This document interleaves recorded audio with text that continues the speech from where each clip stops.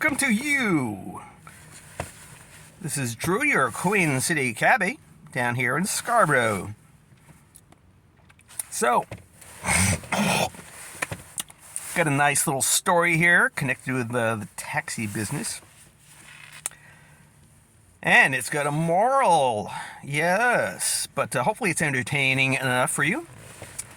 And the moral, of course, is money will not buy you happiness. And I'm going to demonstrate that to you. Because, man, I had to deal with somebody recently that was just, yep. And it demonstrates,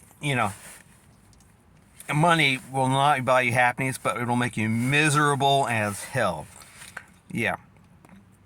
Oh, my God. So,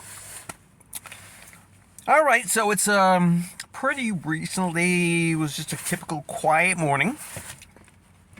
Because typically during the winter now,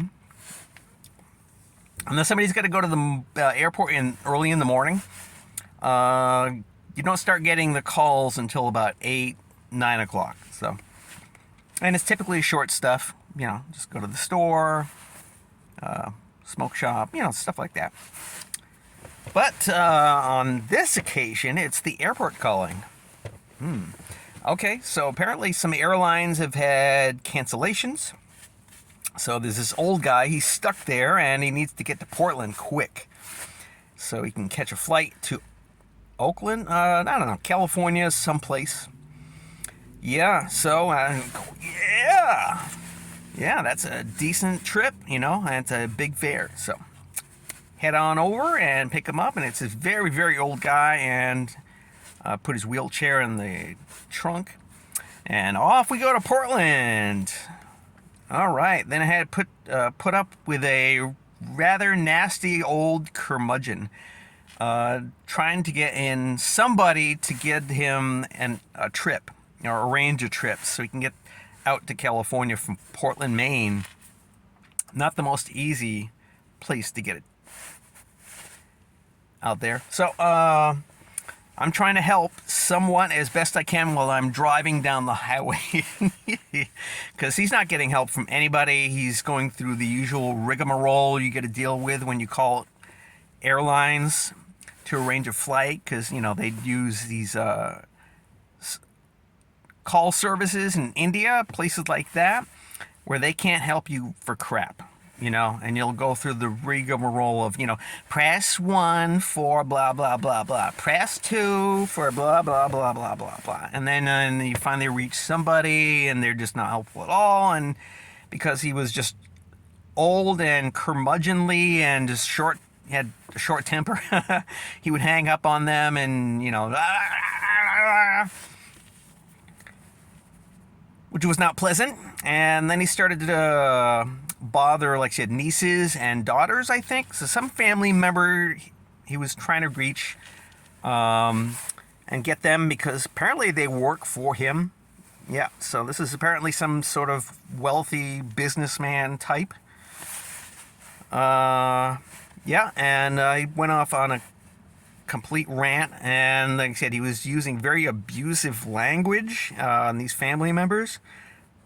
Man, it's either just lazy and they just don't give a fuck, or I don't know. But like I said, he was at getting to the point where he said, "I'm gonna cut you out of the will."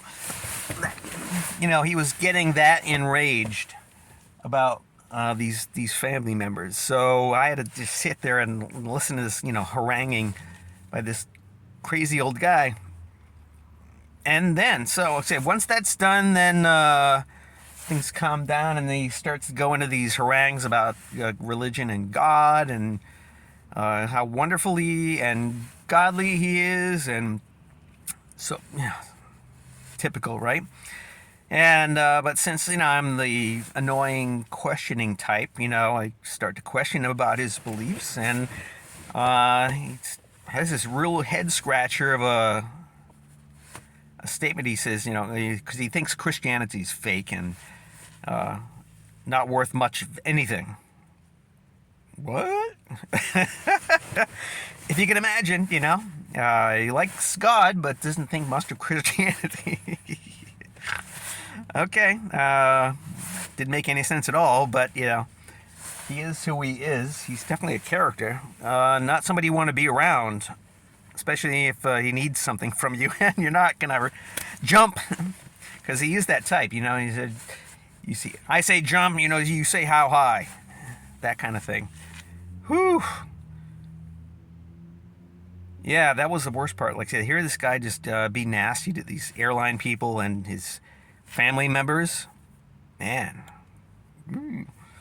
All right. So that's it. Oh yeah, and then, God, and then after that, then he starts to go into this whole. Went to business mode. It's selling stuff. Because that. Then he goes into this whole spiel about. All right, what happens if you work for me and that, and you're gonna, you're putting these TV recording things. I think Roku. Is that what it's called? I don't know anything about TVs, so I assume it's a recording device, like a set box, and it records your TV shows for you. And if you want something to, like the old days when you used VHS cassettes, VHS cassette, yeah, and you set the timer to record your shows. Yeah, assume it's like that.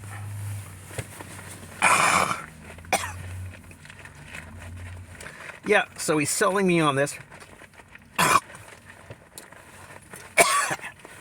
Pardon me.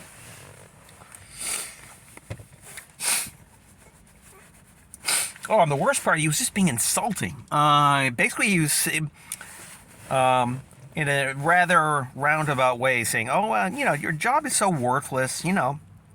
Being a taxi driver is just not worth your time. You could be, becoming rich, working for me."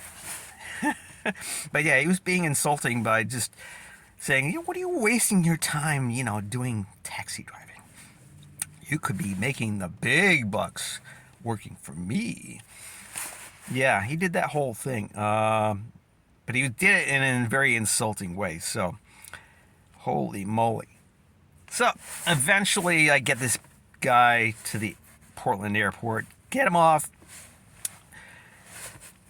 give him to the Portland people, and wash my hands of that. So, woo! Oh my God.